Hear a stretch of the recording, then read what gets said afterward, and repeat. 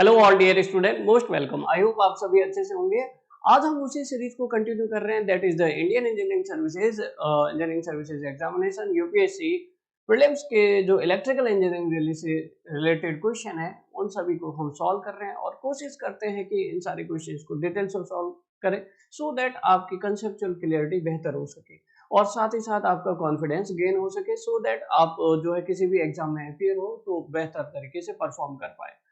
इसी सीरीज को कंटिन्यू करते हुए आगे बढ़ते हैं और क्वेश्चन नंबर जो 48 तक किया था 49 से हमारे पास लेके 72 तक मटेरियल साइंस और मैथ्स के क्वेश्चन है, तो उसको हम जो है वैसे सॉल्यूशन पीडीएफ में हमने दिया है डिटेल से, उसको हम स्किप करते हैं और क्योंकि वो थियोरेटिकल क्वेश्चन है हमें डिटेल से जो है दूसरे सब्जेक्ट के क्वेश्चंस को क्लियर करते हैं और उसको इन डेप्थ समझने की कोशिश करते हैं। क्वेश्चन नंबर 73 से हम स्टार्ट करते हैं।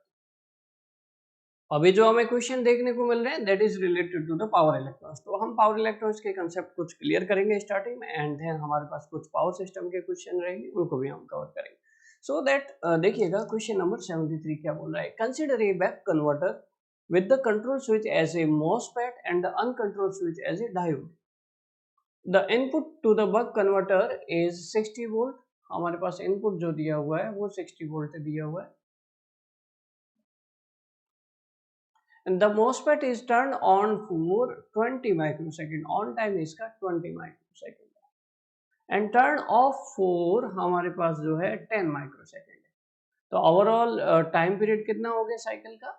साइकिल का टाइम पीरियड हो गया on time plus of time that is the 20 plus 10 that is the 30 microsecond. आगे बढ़ते हैं, हमारे पास आगे क्या बोला गया। Assuming ideal component, output voltage of the buck converter is buck converter, that means step down converter, boost converter that means step up converter या step up chopper, और बक बूस्ट मतलब स्टेप अप डाउन चोपर। ठीक है, तो बहुत simple सा meaning है हमारे पास। यहाँ पर हमारे पास जो है देखते हैं output voltage of a step down chopper और buck converter can be given as V not equal to alpha V S या डी वी एस, आप कैसा भी लिख सकते हैं यहाँ पर। ठीक है,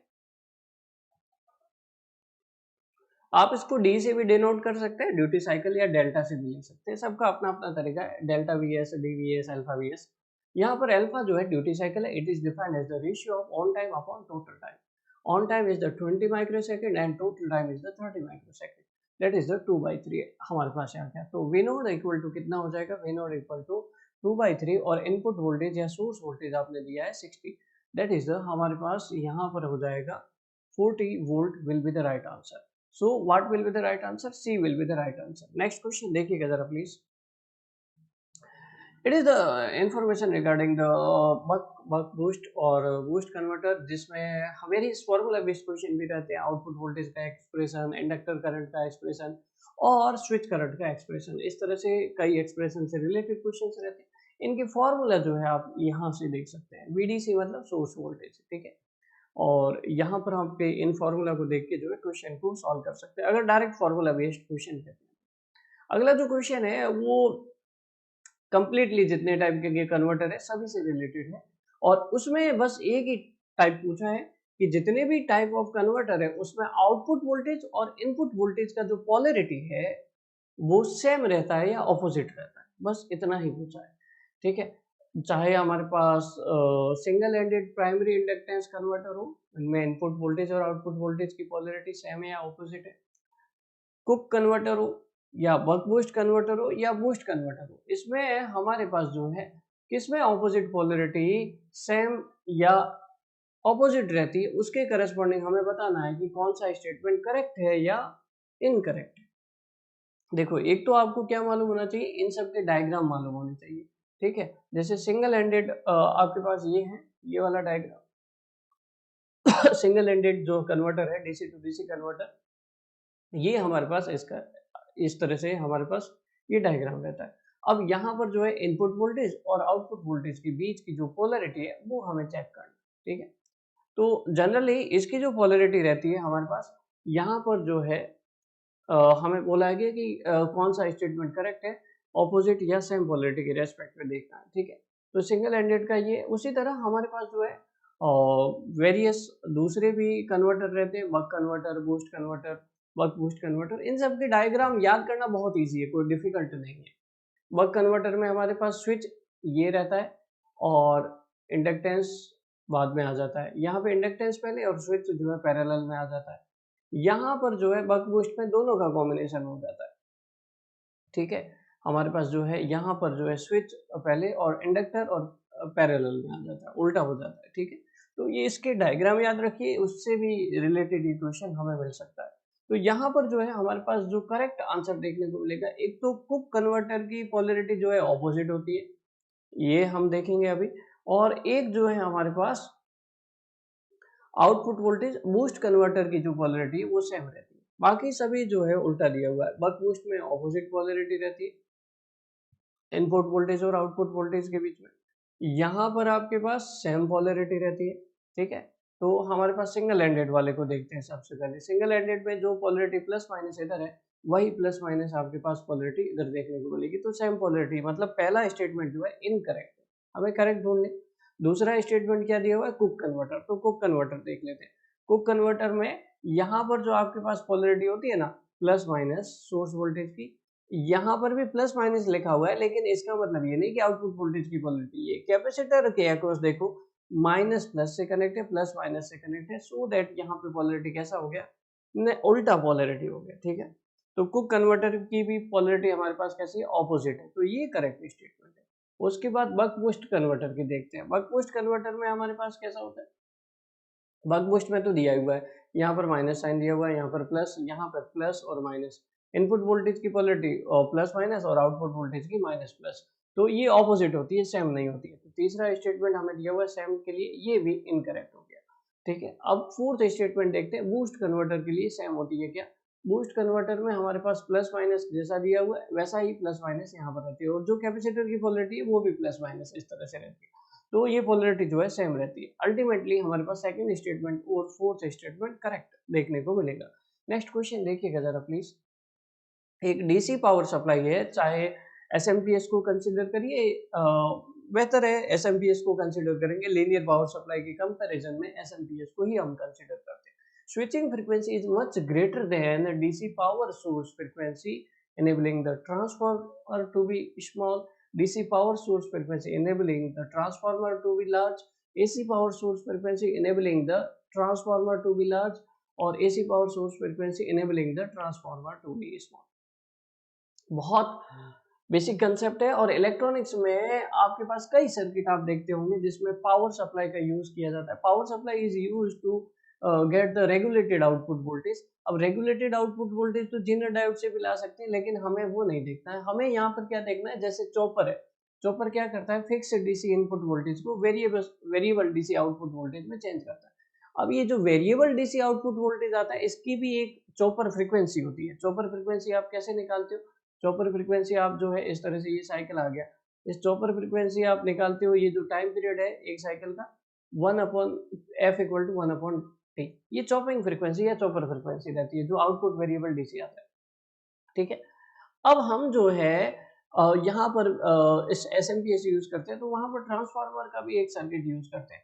और ट्रांसफार्मर में इनपुट साइड में जो आपको फ्रीक्वेंसी अवेलेबल होती है, उस फ्रीक्वेंसी की वैल्यू जो है वो बहुत लार्ज रखी जाती है। क्यों रखी जाती है, एसी सोर्स या उसके ट्रांसफार्मर में जो भी एसी की फ्रीक्वेंसी अवेलेबल हो रही है, एसी पावर सोर्स की फ्रीक्वेंसी उससे ज्यादा रखी जाती है, बिकॉज ट्रांसफार्मर की साइज कम हो सके। ऐसा कैसे, फ्रीक्वेंसी बढ़ाने से हमारे पास अगर हम देखें तो अगर लो फ्रीक्वेंसी ऑपरेशन करते हैं ना, तो लो फ्रीक्वेंसी ऑपरेशन में ट्रांसफार्मर की साइज जो है वो ज़्यादा रिक्वायरमेंट होती है, और हाई फ्रीक्वेंसी में हमारे पास ट्रांसफार्मर की साइज जो है वो कम रिक्वायरमेंट होती है। तो अल्टीमेटली हमारे पास जो है ये देखने को मिलता है कि हाई फ्रीक्वेंसी के केस में, जैसे यूएस में आपने देखा होगा 60 हर्ट्ज की फ्रीक्वेंसी यूज करते हैं, इंडिया में 50 हर्ट्ज की यूज करते हैं, क्योंकि अभी अगर 50 हर्ट्ज से 60 हर्ट्ज जाएंगे तो सारे जितने भी इंडिया के इक्विपमेंट है इलेक्ट्रिकल, उन सबको चेंज करना पड़ेगा, क्योंकि फ्रीक्वेंसी मैचिंग होना बहुत जरूरी है। तो हाई फ्रीक्वेंसी यूज करते हैं यूएसए में, जहाँ पर जो है कंपेरेटिवली सेम रेटिंग के आपको जो है ट्रांसफार्मर देखने को मिलेंगे, वो आपको जो है उनकी साइज जो है वो कम देखने को मिलेगी, ठीक है। जैसे आपके पास जो है V equal to 4.44 F 5M, मतलब 5M इंटू M, ठीक है। एस इसको समझिए जरा प्लीज। जैसे हमारे पास फ्रीक्वेंसी लेवल अगर आप बढ़ा देते हो, to get the same voltage rating, flux level आपको जो है कम चाहिए होगा, या फिर फ्लक्स आपके पास सेम है और फ्रीक्वेंसी बढ़ा दिया, और फ्रीक्वेंसी बढ़ाते जाते हैं, और to get the same voltage number of turns आपको क्या चाहिए, कम चाहिए। अल्टीमेटली आप ऐसे भी समझो कि या तो to get the same voltage rating आपको जो फ्रीक्वेंसी बढ़ाने पर नंबर ऑफ टर्न्स कम चाहिए, या फिर आप ऐसे समझिए कि अगर फ्रीक्वेंसी बढ़ा दे to get the same voltage, फिर फ्लक्स की वैल्यू कम चाहिए, और फ्लक्स की वैल्यू कम चाहिए उसके लिए phi equal to B M into A होता है, और एरिया आपको क्या चाहिए, कम चाहिए। एरिया ऑफ द कोर आपके पास जो है वो रिड्यूस होगा, नंबर ऑफ टर्न्स भी रिड्यूस होंगे। So by increasing the frequency voltage to get the same voltage rating we required less number of turns as well as less area. So transformer की size क्या होगी, कम होगी। आप electronic circuit में देखिए बहुत छोटा सा ट्रांसफार्मर होता है, इतना सा, किसी भी इलेक्ट्रॉनिक सर्किट को खोल के देखिए, वो इसी कारण से होता है। सो एसी पावर सोर्स की फ्रीक्वेंसी जो है वो आपके पास उसके कंपैरिजन में स्विचिंग फ्रीक्वेंसी ज़्यादा हो, जिससे हमारे पास ट्रांसफार्मर की साइज कम हो सके। इसके और भी एडवांटेज होते हैं, इससे हमें जो है लो पावर लॉस देखने को मिलता है, लो स्विचिंग टाइम देखने को मिलता है। फ्रीक्वेंसी फास्ट होगी तो स्विचिंग जो है ऑपरेशन फास्ट होगा, और ऑन टाइम भी जो है आपको कम देखने को मिलेगा। नेक्स्ट क्वेश्चन जो है हमारे पास पूछा गया कि आपको यहाँ पर बताना है अकॉर्डिंग गिवन सिंबल है उसमें से बताना है पी चैनल आईजीबीटी का सिंबल कौन सा है। पी चैनल आईजीबीटी, अब आईजीबीटी में हमारे पास तीन टर्मिनल होते हैं, गेट, ड्रेन या सोर्स। कई बार जो है ड्रेन को कलेक्टर लिखते हैं और सोर्स को एमिटर भी लिखते हैं। अगर गेट, कलेक्टर और एमिटर की तरह अगर आप रिप्रेजेंट करो तो आपके पास इस तरह से गेट आ गया, ये कलेक्टर आ गया, ये एमिटर आ गया। जैसा बीजेटी है वैसा ही सिंबल बनता है, लेकिन बेस की जगह गेट आ जाता है। Since it is the voltage control device, by controlling the gate voltage you can control the output characteristics. ठीक है, अब या तो बीजीटी की तरह बनाओगे तो ऐसा सिंबल बनता है, ये भी एन चैनल बीजीटी बीजीटी का सिंबल है ना, सॉरी आईजीबीटी का सिंबल है। अगर एरो अंदर की तरफ करोगे तो ये पी चैनल आईजीबीटी का सिंबल है, लेकिन बीजीटी से रिलेटेड यहाँ पर हमारे पास कोई सिंबल नहीं दिया गया है। हमें मोसफेट से, IGBT is the combination of MOSFET and BJT, दोनों के कैरेक्टरिस्टिक्स को मिला के IGBT हम बनाते हैं। तो यहाँ पर हमारे पास जो ये मोसफेट से रिलेटेड यहाँ पर सिंबल दिए गए। IGBT में एक बात ध्यान रखो, IGBT में ये मोसफेट का सिंबल है, ये भी मोसफेट का सिंबल है, क्योंकि यहाँ पर सिंगल एरो शो किया गया आपके पास। कभी भी ध्यान दीजिएगा, सिंगल एरो होता है ना, यहाँ से करंट बाहर निकल रही है, इसका मतलब ये करंट यहाँ जाके अंदर की तरफ जा रही है। ये एन चैनल मॉसफेट का सिंबल है। कौन से टाइप का, सिंस यहाँ पर ये जो लेयर है ये ब्रेक है और ये, तो इसका मतलब ई ओनली एन चैनल मॉसफेट का यहाँ पर सिंबल है। अगर ये जो सेकंड वाली लेयर होती है ना, ये कंटिन्यूस होती है तो D only D N channel MOSFET का सिंबल होता है। ठीक है, यहाँ पर भी हमारे पास ये लेयर ब्रेक हो रही है, बीच में देखो यहाँ पर स्पेस है, तो ब्रेक हो रही है, तो ई ओनली मॉसफेट है। लेकिन कौन सा है, करंट अंदर की तरफ जाएगी, यहाँ से जो आएगी, तो इसका मतलब जो है ये पी चैनल मॉसफेट का सिंबल है। जहां पर आपको दो एरो दिखे वहां पर जो है आईजीबीटी का सिंबल आपको देखने को मिलेगा।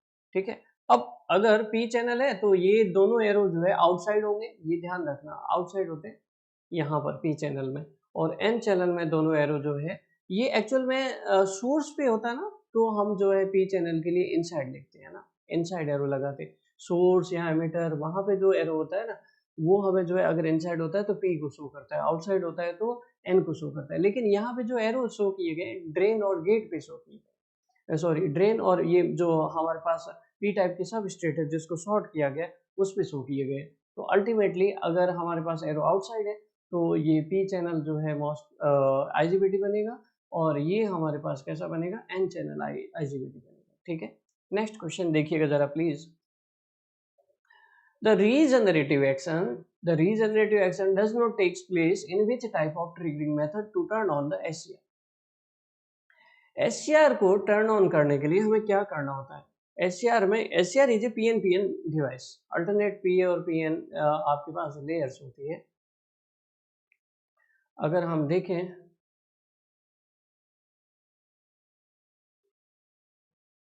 एनोड, कैथोड और गेट, ये हमारे पास रहता है। अब यहाँ पे सिंपली नेम लिख देते हैं, PN चार्ज कैरियर्स को नहीं शो करते। ये एनोड है, पॉजिटिव पोलरिटी से कनेक्ट करते हैं, ये कैथोड है, नेगेटिव पोलैरिटी से कनेक्ट करते हैं, it is forward bias.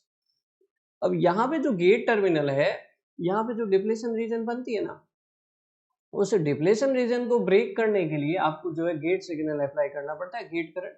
So gate current से जो चार्ज कैरियर्स यहाँ पे स्ट्राइक करते हैं वो धीरे धीरे धीरे इस डिप्लेशन रीजन को ब्रेक करना स्टार्ट करते हैं। सबसे पहले ये वाला पार्ट होगा, इससे ये ब्रेक होगा क्योंकि नियर बाई गेट टर्मिनल है। फिर यहाँ से जो है धीरे धीरे चार्ज कैरियर जो है वो पूरी डिप्लेशन रीजन को ब्रेक कर देंगे। ये जो इनिशियली क्योंकि सडन स्ट्राइक ऑफ करंट होगा ना, तो मान लीजिए कि आपके पास 10⁻20 चार्ज कैरियर्स है, उसमें से पहले मान लीजिए कि 100 चार्ज कैरियर्स स्ट्राइक हुए, फिर जो है 1000 हुए, फिर 10,000 हुए, फिर 1,00,000 हुए। इस तरह से हमारे पास जो है धीरे धीरे जो है नंबर ऑफ चार्ज कैरियर जो है पास कर रहे हैं, डिप्लेशन रीजन को ब्रेक करके ये इंक्रीज होते हैं। रीजनरेटिव एक्शन का मतलब क्या होता है कि ये जो है प्रोसेस चलती रहे और धीरे धीरे कंप्लीटली डिप्लेशन रीजन को ब्रेक कर। थर्मल ट्रिगरिंग में ऐसा होता है, थर्मल ट्रिगरिंग में हमारे पास क्या होता है, जैसे जैसे टेम्परेचर बढ़ता है वैसे वैसे डिप्लेशन रीजन धीरे धीरे घटती जाती है। लाइट ट्रिगरिंग में भी एचवीडीसी में हम यूज करते हैं। लाइट ट्रिगरिंग में गेट पल्स की बजाय लाइट वेव ट्रेवल करवाते हैं, है ना, अलग अलग इंटेंसिटी की। और गेट ट्रिगरिंग में गेट पल्स अप्लाई करते हैं तो धीरे धीरे डिप्लेशन रीजन ब्रेक होती है। हाई वोल्टेज ट्रिगरिंग मेथड में सिंपली वोल्टेज को बढ़ाते जाते बढ़ाते जाते बढ़ाते जाते, वोल्टेज बढ़ता जाता है, और वोल्टेज बढ़ता जाता है तो हमारे पास इलेक्ट्रिक फील्ड भी बढ़ता जाता है। इलेक्ट्रिक फील्ड हमारे पास जो है बढ़ता जाएगा, voltage directly proportional to electric field, और इलेक्ट्रिक फील्ड के डायरेक्टली प्रोपोर्शनल होगा फोर्स। फोर्स बढ़ेगा तो यहाँ पर डिप्लेशन रीजन में कोवलेंट बॉन्ड में इधर सराउंडिंग में जो चार्ज कैरियर्स होंगे वो ब्रेक होंगे और सडनली जो है ब्रेक डाउन होगा। High voltage, high forward voltage triggering में कभी भी रीजनरेटिव एक्शन नहीं होता, धीरे धीरे जो है हमारे पास प्रोसेस नहीं चलती, एकदम सडन जो है यहाँ पर चार्ज कैरियर आएंगे और इस डिप्लेशन रीजन को ब्रेक करके इसको टर्न ऑन बनाएंगे। सो इसमें से नॉट जो है वो B will be the right answer. Next question देखिएगा, which one of the following commutation is method is known as resonant commutation. Resonant commutation मतलब आरएलसी सर्किट यूज करेंगे। आरएलसी सीरीज हो या आरएलसी पैरेलल हो वो डिपेंड करता है। Resonant commutation, what is the commutation? It is the process of to make the turn off the HCR from turn on state to turn off state. Turn on state से turn off state ले जाने में इसका मतलब ये नहीं कि switch बंद कर दो या सप्लाई बंद कर दो तो वो ऑफ हो जाएगा, वैसा वैसा नहीं है। ऐसा तो तभी होता है जब एसी सप्लाई हो, और एसी सप्लाई में नेचुरल कम्यूटेशन होता है। नेगेटिव साइकिल आते ही जो थायरिस्टर के थ्रू करंट पास होती है वो जीरो हो जाती है, उसमें करंट क्रॉसिंग जीरो इंस्टेंट होती है। एसी सप्लाई में नेचुरल कम्यूटेशन होता है जब आप, लेकिन डीसी सप्लाई में कभी भी नेगेटिव हाफ साइकिल आएगा ही नहीं। जब थायरिस्टर को आप ये अप्लाई कर रहे हैं और थायरिस्टर को ये अप्लाई कर रहे हैं तो जबरदस्ती जो है नेगेटिव लाना पड़ेगा करंट, और जबरदस्ती नेगेटिव लाना पड़ेगा करंट को तो उसको फोर्स कम्यूटेशन बोलते हैं। जबरदस्ती कर रहे हो that is the force commutation. और फोर्स कम्यूटेशन के वेरियस मेथड होते हैं, class B commutation, C commutation, D commutation, E external pulse commutation, class F is the natural commutation. Resonant commutation that is the class A commutation. Resonant commutation में जबरदस्ती जो है वो forcefully या force commutation की category में इसको नहीं डाल सकते। रेजोनेंट कम्यूटेशन में क्या होता है, रेजोनेंट कम्यूटेशन में करंट को जीरो लाना है ना, तो भाई साहब धीरे धीरे वेट करते हैं कि अंडर डैम्प सर्किट बनाते हैं। अंडर डैम्प सर्किट का नेचर कैसा होता है, धीरे धीरे जो है करंट डिके होती है, जीरो होती है। इसको भले ही कितना ज़्यादा टाइम लगे चलेगा, लेकिन उसको ऑफ करना है, और अगर आपको इंस्टेंटली जल्दी से फास्ट से ऑफ करना है तो फोर्स कम्यूटेशन देते हैं। It is the resonant commutation. Resonant commutation में आरएलसी लोड और इंडक्टेंस कैपेसिटेंस सीरीज टाइप का भी होता है और पैरेलल टाइप का भी होता है। अगर सीरीज में कनेक्टेड है तो सीरीज रेजोनेंट कम्यूटेशन होता है, या क्लास ए कम्यूटेशन भी बोलते हैं इसको, और पैरेलल में भी हम कॉम्बिनेशन इसका यूज करते हैं। ठीक है, नेक्स्ट क्वेश्चन देखिएगा, it is also called self commutation. Next question देखिएगा, which one of the following is a current control device? By controlling the input current, output characteristics can be controlled. MOSFET is a voltage control device, SIT is a voltage control device, MCT is a voltage control device, GTO is the current control device. Gate current, यहाँ पर भी gate pulse apply करते हैं, gate current SCR हो गया, GTO हो गया, है ना। यहाँ पर आप जो है गेट पल्स को अप्लाई करके इसको ऑन कर सकते हैं, गेट करंट को। तो दैट इज द बीजेटी हो गया, या फिर हमारे पास जो है ट्रैक हो गया, ये सभी जो है गेट करंट को अप्लाई करके ऑन किए जाते हैं। So these are the current control device, MOSFET, FET, IGBT, SIT, MCBT, ये सारे जो है वोल्टेज कंट्रोल डिवाइस है ना। तो यहाँ पर हमारे पास ये सारे वोल्टेज कंट्रोल और ये हमारे पास जो है करंट कंट्रोल डिवाइस है। नेक्स्ट क्वेश्चन देखिएगा जरा please. So what will be the right answer? यहाँ पर आपको क्या देखने को मिलेगा? GTO is no current control device है ना, GTO is a current control device, D will be the right answer. in a line frequency phase control converter and single quadrant, इसका क्या मतलब है? Single quadrant discontinuous at light load on the motor, zero current, higher than the rated speed of the motor to match the motor load in inertia। देखो question क्या बोलना चाह रहा है वही समझ में नहीं आ रहा। सिंगल क्वाड्रेंट का क्या मतलब है? Higher than the rated speed of the motor to match the load inertia. क्या पूरा क्वेश्चन तो कंप्लीट करो, है ना। वैसे इसका मतलब यही हो सकता है कि सिंगल क्वाड्रेंट में हमारे पास, या फिर जो फेज कंट्रोल कन्वर्टर होते हैं उसमें लाइट लोड कंडीशन में डिसकंटिन्यूअस ऑपरेशन आता है। लाइट लोड का मतलब क्या होता है? लो करंट लेवल और high voltage level. Large load का मतलब हाई करंट लेवल और low voltage level. High current level मतलब inductor, low current level means inductor will store less energy, and high current level means inductor will store large energy। Inductor जब भी large energy store करता है तो continuous conduction के लिए flywheel diode से अपनी एनर्जी को नेगेटिव हाफ साइकिल में लोड को देता जाता है ना, सो दैट कंटिन्यूअस ऑपरेशन चलता जाता है। एनर्जी ज्यादा होगी तो जल्दी नेगेटिव हाफ साइकिल में जो है वो एनर्जी देता जाएगा और कंटिन्यूअस ऑपरेशन चलता जाएगा। कंटिन्यूअस ऑपरेशन का मतलब ये कि करंट जो है वो कंटिन्यूअसली चलती जाए। जैसे एनर्जी स्टोर की तो राइज हुआ, है ना, डी/dt कैसा हुआ? राइज हुआ। फिर एनर्जी जब आपके पास ज्यादा है वो तो आराम से जो है वो डिके करेगा, किसको? लोड को देगा, एंड सो ऑन चलता जाएगा। कैसे ऑपरेशन होगा देखो, एक डायग्राम बताते हैं, उससे ज्यादा आपको क्लियर देखने को मिलेगा। सो डायग्राम क्या है? जैसे ये RLE लोड है, ये मोटर का आप समझ सकते हैं। यहाँ पे फ्लाईव्हील डायोड लगा होता है और यहाँ पर आप आउटपुट लेते हो। यहाँ पे आप जो है कन्वर्टर सर्किट कंसीडर कर लीजिए कोई भी, और यहाँ पर AC सप्लाई है और यहाँ पर आपको DC मिलती है ना। तो जब भी आपके पास लाइट लोड हो, लाइट लोड का मतलब करंट कम मतलब इंडक्टर में एनर्जी कम स्टोर, या लार्ज हाई लोड हो तो इंडक्टर में ज्यादा एनर्जी स्टोर, और ये फ्लाईव्हील डायोड को नेगेटिव हाफ साइकिल में इसको ऑपरेट करा के एनर्जी को या करंट को जो है लोड में कंटिन्यूसली देता जाता है। अगर मान लीजिए नेगेटिव हाफ साइकिल आया, यहाँ पे एक ही थायरिस्टर है और थायरिस्टर नेगेटिव हाफ साइकिल में क्या हो गया? रिवर्स बायस हो गया। तो अब रिवर्स बायस हो गया तो ये सर्किट तो ओपन हो जाएगा, ये सर्किट ओपन हो गया, और अगर इंडक्टर में एनर्जी नहीं है तो थोड़ी देर फ्लाईव्हील डायोड को ऑन करेगा और बाद में ऑफ हो जाएगा। ऑफ हो जाएगा मतलब फ्लाईव्हील डायोड भी ऑफ हो गया, मतलब सर्किट में करंट ही नहीं फ्लो होगी। करंट नहीं फ्लो होगी तो आपके पास डिसकंटिन्यूअस ऑपरेशन आ जाएगा। कंटिन्यूअस ऑपरेशन के लिए इंडक्टर की एनर्जी को ज्यादा होना चाहिए, मतलब लार्ज लोड। सो डिसकंटिन्यूअस कब ऑपरेशन आता है? जब लाइट लोड कंडीशन आती है। A will be the right answer. Next question देखेंगे जरा please. When a separately excited DC motor is to be controlled from a three-phase supply fed from control rectifier only first quadrant, which one of the following converter is used to serve the purpose? In 22-23 solution we have gone through this question, तो वहां पर भी हमने इसको explain किया। यहाँ पर भी सेम हम जो है इस कंसेप्ट को फॉलो करने वाले हैं।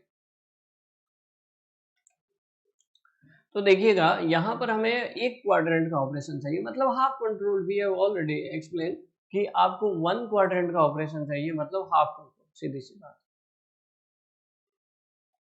हाफ कंट्रोल वी नोड और आई नोड फर्स्ट क्वाड्रेंट का ऑपरेशन मतलब हाफ कंट्रोल। हाफ कंट्रोल को हम सेमी कन्वर्टर भी बोलते हैं।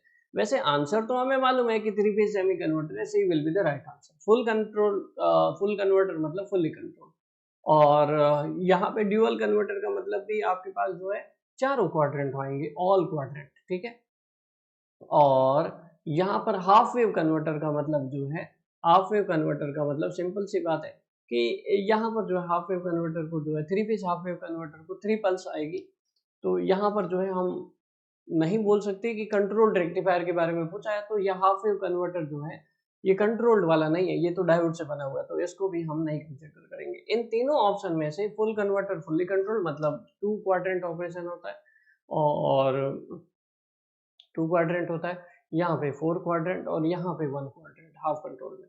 तो ऐसा कैसे होता है यही हमें समझना है। वैसे हम एक्सप्लेन कर चुके हैं, लेकिन फिर भी हम जो है प्रीवियस सेशन में एक्सप्लेन कर चुके हैं, फिर भी यहाँ पर हम देखते हैं। सेमी कन्वर्टर को समझ लेते हैं। सेमी कन्वर्टर का जो आउटपुट एक्सप्रेशन होता है that is the 3 VML upon pi 1 plus cos F.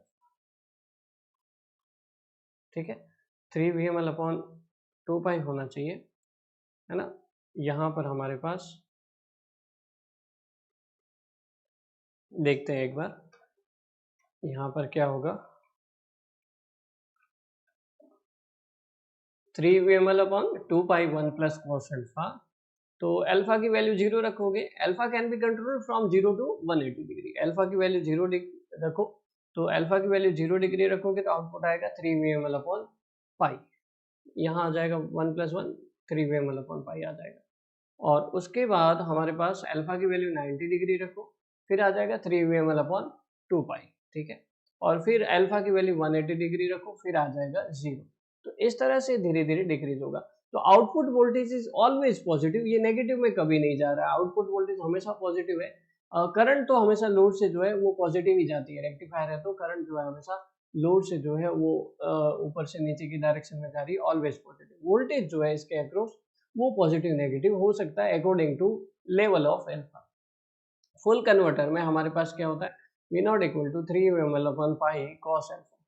ठीक है, अब अगर हम यहाँ पर देखें by alpha, alpha equal to 0, alpha equal to 90, alpha equal to 180 degree अगर हम रखें, तो आउटपुट वोल्टेज क्या आ रहा है, आउटपुट वोल्टेज यहाँ पर आ रहा है 3 VML अपॉन पाई, यहाँ पर आ रहा है आउटपुट 0, और यहाँ पर आ रहा है -3 VML अपॉन पाई। तो यहाँ आउटपुट पॉजिटिव है, यहाँ 0 है, यहाँ नेगेटिव है। So output voltage can be controlled in positive and negative direction by controlling the firing angle from 0 to 180 degree. So voltage positive भी आता है, नेगेटिव भी आता है, तो इसका मतलब जो है आपको जो है यहाँ पर फर्स्ट क्वाड्रेंट भी देखने को मिलेगा और फोर्थ क्वाड्रेंट भी देखने को मिलेगा इन केस ऑफ फुल कन्वर्टर। ठीक है, तो 2 क्वाड्रेंट ऑपरेशन होता है। ठीक है, सेमी कन्वर्टर में 1 क्वाड्रेंट ऑपरेशन होता है, that is half control. Half control by controlling the firing angle alpha from 0 to 180 degree you can control only one quadrant, you can get only one quadrant। ठीक है, next question देखिएगा जरा,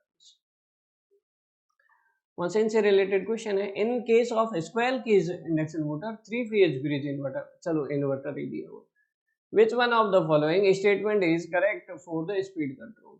If frequency increases, then starting torque decreases with constant supply voltage. Frequency increase, starting torque increase. Frequency decrease, starting torque decrease. Frequency decrease, starting torque increase।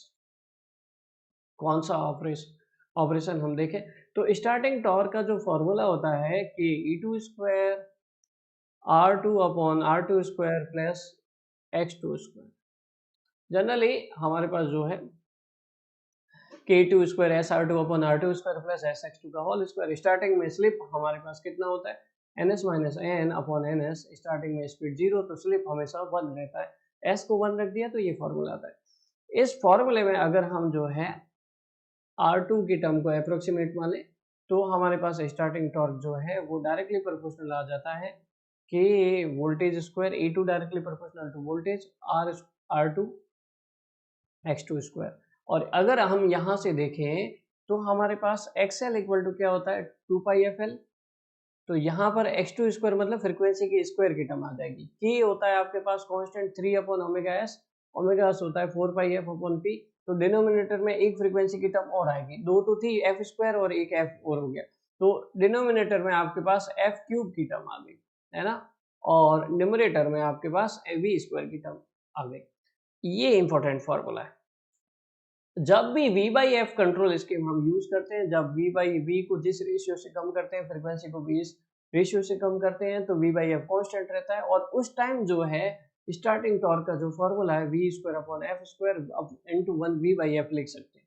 ये constant रहेगी term, तो इसको हम हटा देते हैं। टी स्टार्टिंग इक्वल टू आ जाता है इनवर्सली प्रोपोर्शनल टू फ्रीक्वेंसी। ये हमारे पास V by F control scheme में देखने को मिलता है। जब भी फ्रीक्वेंसी को इंक्रीज करते हैं तो स्टार्टिंग टॉर्क घटता है और फ्रीक्वेंसी को डिक्रीज करते हैं तो स्टार्टिंग टॉर्क बढ़ता है, ऐसा देखने को मिलता है। लेकिन यहाँ पे क्या बोला गया है, विद कांस्टेंट सप्लाई वोल्टेज। अब क्वेश्चन यहीं से स्टार्ट होता है। विद कांस्टेंट वोल्टेज सप्लाई मतलब V को चेंज नहीं कर रहे हैं, फ्रीक्वेंसी को चेंज कर रहे हैं, या तो घटाओ या बढ़ाओ, एक ही बात है। अब बात इतनी है कि फ्रीक्वेंसी को बढ़ाएंगे टॉर्क घटेगा, फ्रीक्वेंसी को घटाएंगे टॉर्क बढ़ेगा। इसका मतलब कौन सा ऑप्शन करेक्ट हो सकता है, frequency increase torque decrease, frequency decrease torque increase. ठीक है, ए या डी में से हमें एक करेक्ट ढूंढना। दोनों करेक्ट हो सकते हैं लेकिन दोनों में से एक ढूंढना। जनरली होता क्या है, अगर आप जो है यहाँ पर फ्रीक्वेंसी को डिक्रीज करते हैं, अगर V by F ratio constant है तो कोई चिंता की बात नहीं, क्योंकि V हमारे पास किसी भी ट्रांसफार्मर या जो इंडक्शन मोटर है वो ट्रांसफार्मर एक्शन पे ही ऑपरेट होता है, और हमारे पास यहाँ जो फ्लक्स है वो directly proportional to V by F ratio रहता है ना। या फिर हमारे पास जो है यहाँ पर ऐसा बोले कि flux directly proportional to V by F ratio, तो यहाँ पर हमारे पास क्या होने वाला है, या फिर आप ऐसा बोलो कि V by F ratio constant है तो फ्लक्स हमेशा कॉन्स्टेंट रहता है। लेकिन ऐसा उल्टा हो गया कि V कॉन्स्टेंट रखा और फ्रीक्वेंसी को डिक्रीज करने लगे तो फाई एम बढ़ जाएगा। फाई एम बढ़ाने के लिए फ्लक्स डेंसिटी को आपको बढ़ाना पड़ेगा। फ्लक्स डेंसिटी को बढ़ाने के लिए आप लीनियर रीजन से किधर चले जाओगे, सैचुरेशन रीजन में। मान लीजिए पहले फ्लक्स डेंसिटी BM है और अब आप जो है फ्लक्स डेंसिटी को BH करो, देख रहे, ठीक है, BM है पहले फ्लक्स डेंसिटी, और अब आप जो है फ्लक्स को डबल करने के लिए BM डैश जा रहे हैं, मतलब सेकेंड BM डैश को मतलब फ्रीक्वेंसी को लगभग आपने BM डैश बहुत ज्यादा हो गया, सैचुरेशन रीजन में चला जाएगा। सैचुरेशन रीजन में कोई भी चला जाएगा, मैग्नेटाइजेशन फोर्स होता है Ni/L mmf पर unit length. Magnetization force is directly proportional to current. ये जो मैग्नेटाइजेशन फोर्स आता है ना, मैग्नेटाइजिंग करंट की वजह से आता है। सो यहाँ पे जो है जब भी ट्रांसफार्मर या इंडक्शन मोटर सैचुरेशन रीजन में चली जाएगी, magnetizing current will be required very very high. Magnetizing current will be required very very high, around 1000 times. Around 1000 times जो है आपके पास देखने को मिलेगा, बहुत ज्यादा आपको मैग्नेटाइजिंग करंट, तो करंट जो है वो बहुत ज्यादा बढ़ जाएगी। इसलिए कभी भी इसको जो है फ्रीक्वेंसी को डिक्रीज नहीं करना है। फ्रीक्वेंसी को डिक्रीज तभी कर सकते हैं जब V by F ratio constant है तो फ्लक्स कांस्टेंट रहेगा, BM नहीं बढ़ेगा, फिर चलेगा। लेकिन फ्रीक्वेंसी को V को कांस्टेंट रख रहे हो और फ्लक्स को फ्रीक्वेंसी को घटा रहे हो, तब जो है गड़बड़ हो जाती है। ठीक है, तो एक बात ध्यान रखना कि जब हमारे पास फ्रीक्वेंसी को घटाएंगे तो यहाँ पर गड़बड़ हो जाएगी। Induction motor will operate in saturation. Frequency को बढ़ाना है, फ्रीक्वेंसी को इंक्रीज करेंगे, स्टार्टिंग टॉर्क डिक्रीज होगा, A will be the right answer. ठीक है ना, फ्रीक्वेंसी को हमें इंक्रीज करना है, डिक्रीज नहीं करना। सो आगे बढ़े, हमारे पास यहाँ पर अगला क्वेश्चन देखते हैं। The following characteristics of curve B are drawn for salient pole synchronous motor. Curve B की जो कैरेक्टरिस्टिक्स है वो किससे रिलेटेड है, आउटपुट टॉर्क से, इलेक्ट्रोमैग्नेटिक टॉर्क, रिलक्टेंस टॉर्क या ब्रेकडाउन। पहले तो सैलिएंट पोल सिंक्रोनस मोटर जो होती है उसका पावर आउटपुट का एक्सप्रेशन तो देख लें, AV/XD sin delta plus V²/2 1/SQ minus 1/XD sin 2 delta, ये रहता है 2 डेल्टा। और power equal to omega T, तो अगर आप यहाँ पर सिंक्रोनस स्पीड पे रोटेट करती है, टॉर्क पता करना चाहते हैं तो ओमेगा एस से सिंपली डिवाइड कर देते हैं, और कुछ नहीं होता है। सो यहाँ पर हमारे पास आगे बढ़े तो टॉर्क का ये एक्सप्रेशन आ गया। फर्स्ट जो टर्म है वो फर्स्ट टर्म जो है E for excitation, it is the excitation या इलेक्ट्रोमैग्नेटिक टॉर्क से रिलेटेड।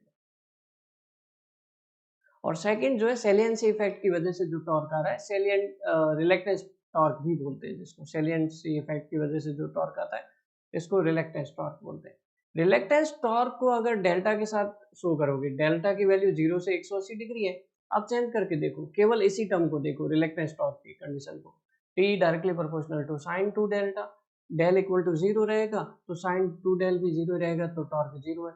जब डेल इक्वल टू 90 डिग्री रखोगे तब 2 डेल 180 डिग्री होगा, तब भी टॉर्क की वैल्यू 0 होगी। डेल इक्वल टू 45 डिग्री रखोगे तब आपके पास इसकी टॉर्क की वैल्यू जो है मैक्सिमम आएगी। तो ये जो कर्व आ रहा है, ये वाला कर्व रख के वैल्यू देख लीजिएगा, है ना। आप जो है डेल्टा की वैल्यू 0 से 180 डिग्री वेरी कर रहे हैं, तब आपके पास इस तरह से आपके पास साइनोसॉइडल कर्व आएगा। ये रिलक्टेंस टॉर्क है। तो कर्व ए हमें रिलक्टेंस टॉर्क शो कर रहा है, लेकिन क्वेश्चन क्या पूछा है, कर्व बी का पूछा है। रिलक्टेंस टॉर्क का हो गया फैसला। इलेक्ट्रोमैग्नेटिक टॉर्क में torque is directly proportional to sine delta. Sine delta, delta की वैल्यू 0 से 180 डिग्री वेरी करोगे, पॉजिटिव रहेगी साइन डेल्टा की वैल्यू, टॉर्क भी पॉजिटिव रहेगा। ये जो कर्व आता है इस तरह से 90 डिग्री पे मैक्सिमम और 180 डिग्री पे वापस 0, इस तरह से रहता है। तो ये जो कर्व बी दिया हुआ है ये इलेक्ट्रोमैग्नेटिक टॉर्क है ना। और टोटल टॉर्क क्या होगा, टोटल टॉर्क कर्व सी होगा। कर्व ए और प्लस कर्व बी, इन दोनों का कॉम्बिनेशन, कर्व ए और कर्व बी का कॉम्बिनेशन कर्व सी आएगा। तो इस तरह से आपके पास ये टोटल टॉर्क जो है कर्व सी का देखने को मिलेगा। सो नेक्स्ट क्वेश्चन हमारे पास है, while finding various factors of single phase diode rectifiers the transformer utilization factor of half wave rectifier is. ये जो क्वेश्चन रिलेटेड है वो हाफ वेव रेक्टिफायर से है। एक हाफ वेव रेक्टिफायर का अगर हम डायग्राम बनाएं और उसके थ्रू हम ट्रांसफार्मर यूटिलाइजेशन फैक्टर का कंसेप्ट समझे, तो हम डिटेल से डिस्कस करने की कोशिश करते हैं। तो यहाँ पर हमारे पास जो है, जैसे एक ट्रांसफार्मर है और यहाँ पर हमने हाफ वेव रेक्टिफायर बनाते हैं तो एक सिंगल डायोड लगा दिया, और इधर आप आरएल या फिर लोड कनेक्ट कर दीजिए। आरएल के अक्रॉस वोल्टेज वी नॉट, ये आरएल, और यहाँ पर करंट आई नॉट। अब हाफ वेव रेक्टिफायर है, यहाँ पर तो आप सप्लाई कैसा दे रहे हो, एसी साइनसॉइडल सप्लाई दे रहे हो, लेकिन हाफ वेव रेक्टिफायर में जो आउटपुट वेवफॉर्म आएगा वो आपके पास किस तरह से आएगा, आउटपुट वेवफॉर्म आपके पास इस तरह से बनेगा। ये नेगेटिव साइकिल कट हो जाएगा और केवल पॉजिटिव साइकिल देखने को मिलेगा इस तरह से, पाई, 2 पाई, 3 पाई, इस तरह से। ये वी नोड है। अब यहाँ पे हमारे पास जो है ट्रांसफार्मर यूटिलाइजेशन फैक्टर का मतलब क्या है। ट्रांसफार्मर यूटिलाइजेशन फैक्टर का मतलब, ट्रांसफार्मर जो है यहाँ पर एसी सप्लाई दे रहा है इसको, और आउटपुट में हमें कैसी मिल रही है, डीसी सप्लाई मिल रही है। तो आउटपुट में जो डीसी पावर मिल रहा है और इनपुट साइड से आप जो एसी पावर दे रहे हो, इसका जो रेशियो होगा रियलिटी में आपको कितना पावर जो है ट्रांसफार्मर ने ट्रांसफर किया उसका यूटिलाइज हो रहा है, परसेंटेज, है ना। तो डीसी पावर हमारे पास, how much this DC power is utilized actually. तो हमारे पास transformer utilization factor output DC power upon आप जो इसका सप्लाई वोल्ट एम्पियर जो ट्रांसफार्मर भेज रहा है वो क्या होगा, V R M S I R M S, ये आप वोल्ट एम्पियर भेज रहे हैं, ठीक है। आउटपुट डीसी क्या होगा, V naught into I naught, V naught into I naught, और V R M S I R M S.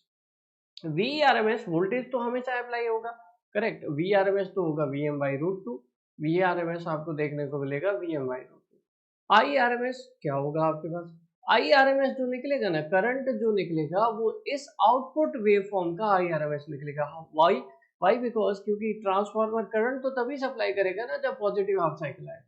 IRMS जो इसकी आरएमएस वैल्यू, वोल्टेज तो हमेशा कनेक्ट होता है, चाहे पॉजिटिव हाफ साइकिल हो या नेगेटिव हाफ साइकिल हो, करंट तभी जाएगा जब डायोड फॉरवर्ड बायस होगा। आईआरएमएस जो निकलेगा हाफ वेव का आई एम बाई टू निकलेगा, करेक्ट। तो आईआरएमएस की वैल्यू आप आई एम बाई टू रखिएगा। वी नोड आपके पास जो है वो आएगा यहाँ पर, जैसे हमारे पास हाफ वेव रेक्टिफायर होता है तो उसका वी नोड होता है वी एम अपॉन पाई, और आई नोड जो रहेगा V naught upon R L, है ना, ये रहेगा। तो ये हो जाएगा V not upon R L, या फिर लिख लो आई एम अपॉन पाई। इस वैल्यू को हम यहाँ पर पुट कर देते हैं। इस फॉर्मूले में अगर हम यहाँ पर पुट करें, वी नोट हमारे पास क्या है, V M upon pi into I M upon pi, और ये V M by root two upon into I M by two. इसको सॉल्व करेंगे हम तो हमारे पास क्या आने वाला है, ठीक है। यहाँ पर इसको सॉल्व करने पर हमारे पास क्या आएगा, इसको सॉल्व करोगे तो 0.286 आएगा। दैट इज द 0.286 जो हाफ वेव रेक्टिफायर का ट्रांसफार्मर यूटिलाइजेशन फैक्टर होगा। ट्रांसफार्मर यूटिलाइजेशन का मतलब, ये यूटिलाइजेशन फैक्टर का मतलब यही है कि ट्रांसफार्मर कितनी पावर सप्लाई कर रहा है, उसका रियलिटी में आउटपुट भी कितना मिल रहा है, बस यही बात है, ठीक है। ये हमारे पास हाफ वेव रेक्टिफायर के लिए। सिमिलरली क्वेश्चन पूछा जा सकता है आपके लिए full wave rectifier centre tap के लिए, full wave rectifier bridge rectifier के लिए। तो सबसे बेस्ट जो है ट्रांसफार्मर यूटिलाइजेशन फैक्टर जो होता है फुल वेव ब्रिज रेक्टिफायर का होता है। इसीलिए फुल वेव में सेंटर टैप को नहीं प्रेफर करके हम जो है किसको प्रेफर करते हैं, फुल वेव ब्रिज रेक्टिफायर को प्रेफर करते हैं। सो हमारे पास जो है ये डेटा भी आप रिमेम्बर कर सकते हैं। नेक्स्ट क्वेश्चन देखिएगा जरा please. Next question is related to the power system. हमारे पास यहाँ पर जो बोला गया, तो हम यहाँ पर अगर देखें ध्यान से, यहाँ पर हमारे पास the positive sequence impedance of component of 3 unequal impedance ZA ZB ZC। Fortescue की थ्योरम एक हमारे पास इंपॉर्टेंट थ्योरम होती है कि आपके पास अगर मान लीजिए 3 फेज सप्लाई का कोई अनबैलेंस सेट है। कैसा अनबैलेंस सेट है? अनबैलेंस सेट का मतलब क्या होता है, पहले तो ये समझते हैं। 3 फेज सप्लाई का जो बैलेंस सेट होता है उसका मतलब होता है हर एक फेज में इक्वल मैग्नीट्यूड मिलना, ZA ZB, चाहे करंट हो IA IB IC, या फिर वोल्टेज हो VA VB VC, या इम्पीडेंस हो ZA ZB ZC, हर एक फेज में इक्वल मैग्नीट्यूड मिल रहा है और सभी के मैग्नीट्यूड के बीच में 120 डिग्री का इक्वल फेज डिफरेंस होना चाहिए। 120 डिग्री का फेज डिफरेंस हो तो उसको बैलेंस सिस्टम बोलते हैं। लेकिन कभी कभी क्या होता है, फॉल्ट कंडीशन आती है, या हमारे पास फॉल्ट कंडीशन में क्या होता है, सिस्टम अनबैलेंस हो जाता है। और अनबैलेंस की कंडीशन में किसी या फिर अनबैलेंस की कंडीशन को आप ऐसा भी बोल सकते हैं कि लोड आपने 3 फेज जो कनेक्ट किया ना, 3 फेज लोड कनेक्ट करते हो, हर एक फेज का इम्पीडेंस अलग अलग है, तो भी अनबैलेंस कंडीशन होती है। हर एक फेज का इसका हमारे पास मैग्नीट्यूड ज़्यादा अलग है, ZA का इसका अलग है, ZC का सबसे ज़्यादा है, ये अलग अलग है, और इन तीनों के बीच में 120 डिग्री का फेज डिफरेंस भी नहीं है। इसका मतलब ये अनबैलेंस सिस्टम है। और अनबैलेंस सिस्टम की कैलकुलेशन बहुत टफ हो जाती है। उसको सॉल्व करने के लिए फोर्टेस की थ्योरम क्या बोलता है कि इस अनबैलेंस सिस्टम को 3 बैलेंस कंपोनेंट में आप चेंज कर सकते हो। 3 बैलेंस कंपोनेंट कौन से? एक ZA1 हो जाएगा, एक ZB1 हो जाएगा, एक ZC1 हो जाएगा। तो 1 से डिनोट करते हैं हम पॉजिटिव सीक्वेंस इम्पीडेंस। उसी तरह ZA2 फिर ZB2 उल्टी डायरेक्शन में जाएंगे तो नेगेटिव सीक्वेंस इम्पीडेंस, है ना। यहाँ पे क्लॉकवाइज डायरेक्शन में ये जा रहे थे, यहाँ पर भी क्लॉकवाइज डायरेक्शन में ABC आ रहा है, यहाँ पे एंटी क्लॉकवाइज डायरेक्शन में ABC आ रहा है, मतलब नेगेटिव सीक्वेंस इम्पीडेंस। ये हो गया। और जीरो सीक्वेंस में इन तीनों के बीच में आप जो है ZA0 ZB0 और ZC0, इन तीनों के बीच में जो है फेज डिफरेंस जो है वो 0 डिग्री रहता है।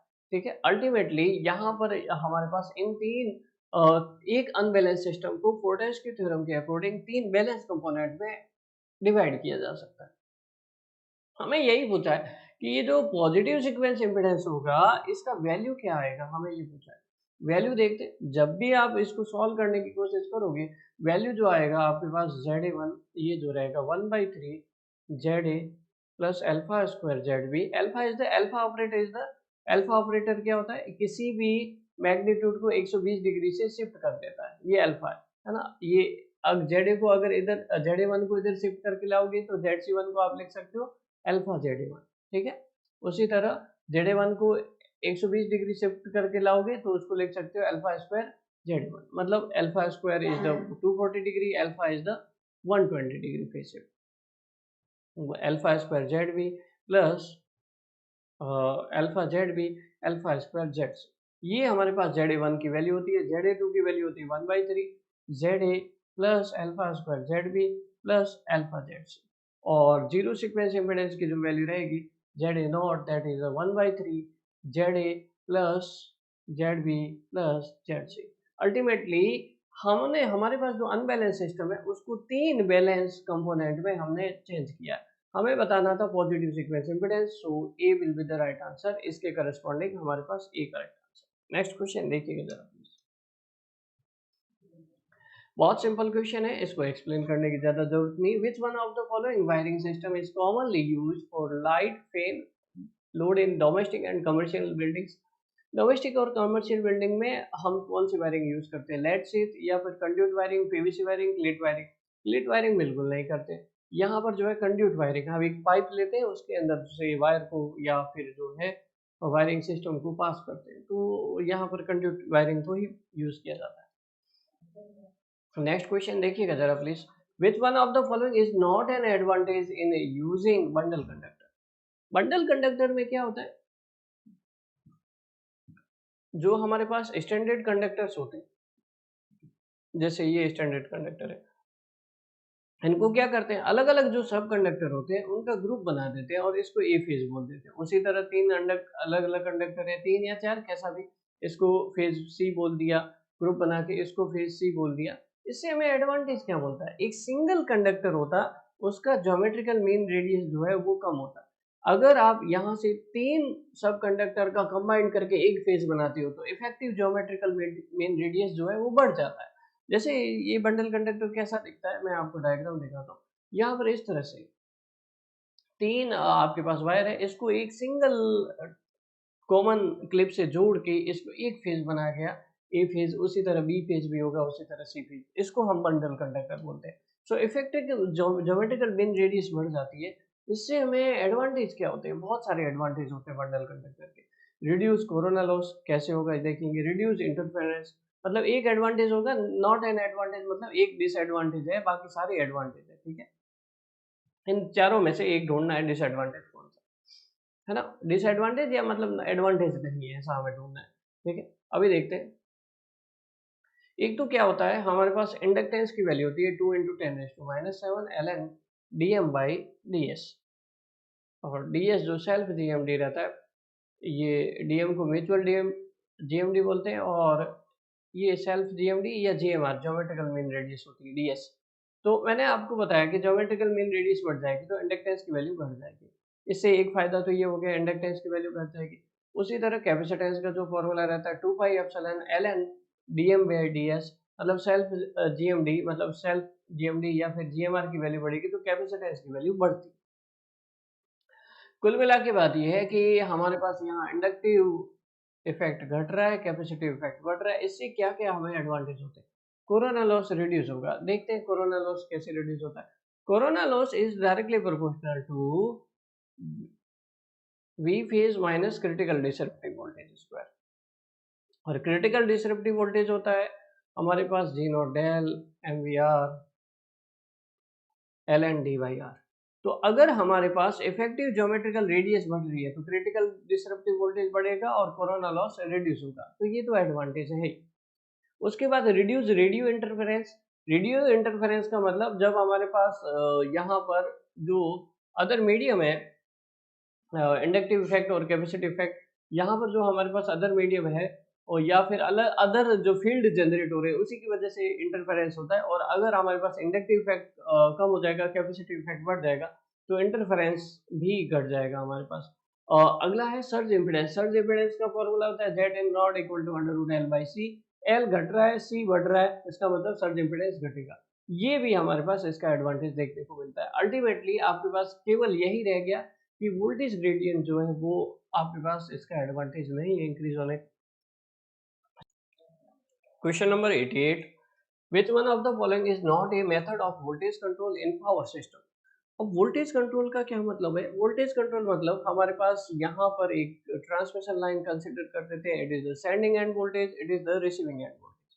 रिसीविंग एंड वोल्टेज आप कैसा चाहते हो, receiving end voltage nearly equal to sending end voltage चाहते हो, या greater than sending end voltage चाहते हो, या less than sending end voltage, या फिर वोल्टेज को कांस्टेंट रेगुलेट करना चाहते हो, लोड भले ही वेरी होता रहे, वोल्टेज जो है वो कांस्टेंट रेगुलेट होता रहे, वोल्टेज को कंट्रोल करना चाहते हो।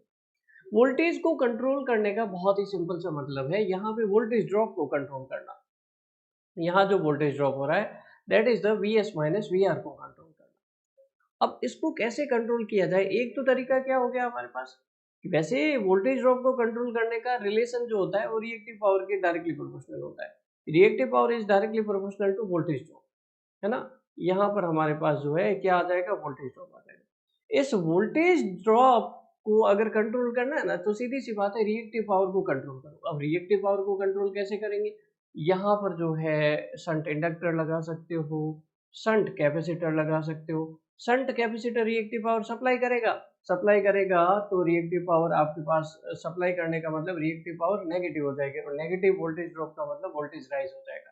तो शंट कैपेसिटर में रिसीविंग एंड वोल्टेज बढ़ जाता है, ठीक है। जब भी रिक्वायरमेंट हो रिसीविंग एंड वोल्टेज को तो शंट कैपेसिटर लगा दो, मतलब रिएक्टिव पावर को सप्लाई कर दो। अगर शंट इंडक्टर लगाना है, जैसे फेरेंटी इफेक्ट के केस में receiving end voltage sending end voltage से ज्यादा आ जाता है, रिसीविंग एंड वोल्टेज को कम करना होता है, तो रिएक्टिव पावर को कंज्यूम कर लो, ठीक है, शंट इंडक्टर लगा देते हैं। तो यहाँ पर ये ऑप्शन तो हमारे पास करेक्ट है, ठीक है। अब बूस्टर ट्रांसफार्मर जिसमें वोल्टेज को बूस्ट अप किया जाए, या फिर टैप चेंजिंग ट्रांसफार्मर जिसमें नंबर ऑफ टर्न्स को चेंज करके आप रिसीविंग एंड वोल्टेज को कम ज्यादा कर सकते हैं। नंबर ऑफ टर्न्स बढ़ाएंगे तो वोल्टेज आपके पास बढ़ेगा, नंबर ऑफ टर्न्स को घटाएंगे तो वोल्टेज आपके पास घटेगा। एक हमारे पास ऑप्शन दिया हुआ है सी, सीरीज कैपेसिटर। सीरीज कैपेसिटर लगने को तो ये कैपेसिटर के हिसाब से रिएक्टिव पावर सप्लाई करेगा, लेकिन ये सीरीज में कनेक्टेड है। सीरीज कैपेसिटर है, इसका मतलब ये क्या है कि ये टोटल रिएक्टेंस जो होगा ना, जैसे पहले JXL था उसमें कैपेसिटिव रिएक्टेंस ऐड कर देगा, ओवरऑल रिएक्टेंस जो है वो डिक्रीज हो जाएगा कैपेसिटिव रिएक्टेंस की वजह से, और ओवरऑल रिएक्टिव पावर डिक्रीज होगी। इसका फॉर्मूला जो रहता है VSVR/X, तो X घटेगा तो मैक्सिमम पावर जो ट्रांसफर कर सकते हैं वो बढ़ेगी। मैक्सिमम पावर ट्रांसफर करने का मतलब ये है, बढ़ने का मतलब ये है कि स्टेडी स्टेट स्टेबिलिटी लिमिट बढ़ेगी। तो ओवरऑल हमारे पास जो है series capacitor steady state stability limit को बढ़ाता है, न कि हमारे पास जो वोल्टेज को कंट्रोल करता है।